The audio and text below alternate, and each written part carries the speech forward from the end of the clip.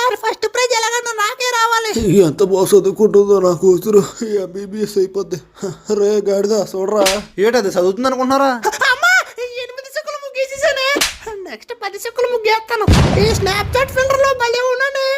Oh my beauty. అమ్మా బాబాయ్తో అంట మాట్లాడు, ఫోన్ చేసాడు. బాబాయ్ చెప్పండి. ఆ రిపోర్ట్లు పంపాను, ప్రాబ్లం ఏంటో చెప్పమ్మా. బాబాయ్ ఆగు చూస్తాను. ఇది రిపోర్ట్లో పెద్ద ప్రాబ్లం లేకుంది. బాబాయ్ ఏం పర్లేదు, చిన్న టీటీ ఇంజెక్షన్ అయితే సరిపోద్ది. టీటీ ఇంజెక్షన్ అది క్యాన్సర్ రిపోర్ట్లే. అమ్మా నా బుజ్జి తల్లి, జ్వరం వచ్చినట్టుంది చూడు. జ్వరమా? కొంచెం ఉన్నట్టుంది. వస్తాను ఇప్పుడే. ఇంట్లో ఎంబీబీఎస్ డాక్టర్ ఉంటే ఊరికనే పోతుందా? నీకెవరో దిష్టి పెడేసినట్టున్నారు. సైతాన్ కాబచ్చి నిమ్మకాయ కావు జ్వరం జావు. ఏ పసుపు కుంకం నిమ్మకాయ సోడా జ్వరం జావు. వాటే మెడికల్ మిరాకిల్, నువ్వు వంట చేస్తున్నావా? నీకోసమే పారాసిటమాల్ తో పెరిగాను వండుతున్నాను. ఓరు బాబు, దీని ఎంబీబీఎస్ తెలివితేటలు తగలయ్యా.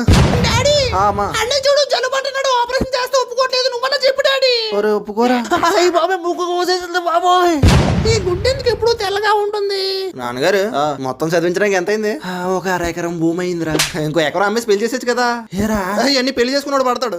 పల్లా పోతున్నాడు బాబు దీంతో.